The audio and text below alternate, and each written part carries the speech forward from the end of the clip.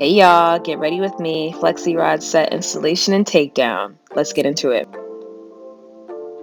All right, so we're going to start out by putting our hair into 4 sections to make it a bit easier to maneuver these flexi rods. I'm going to go in with Pattern's mousse, use 4 packs of the blue flexi rods, and then put that mousse throughout the entirety of that piece of hair. Wrap that piece of hair at the bottom of that flexi, add some foam at the bottom. Then we're going to wrap that flexi rod up and clasp at the top. The goal here is to make sure that the flexi rod is going away from your face. So when you switch sides, just make sure you're keeping that same technique.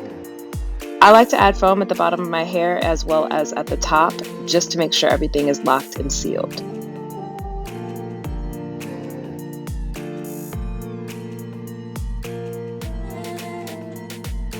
All right, then from there, we're gonna grab some oil, put it throughout our head, sit underneath the dryer for 60 plus minutes, take those flexi rods down, and then we're gonna go ahead and grab some more oil, put it on our hands, and then do some finger coils, again, away from our face.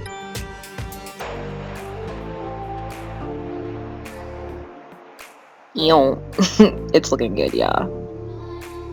Keeping that same technique of going away from our face.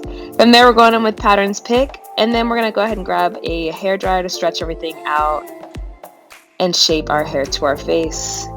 Y'all, we are done. Super simple, super easy. I love this look, y'all. It's so fun, it's so friendly, just in time for spring and summer. Like, comment, share, subscribe, and I will chat with you guys next time.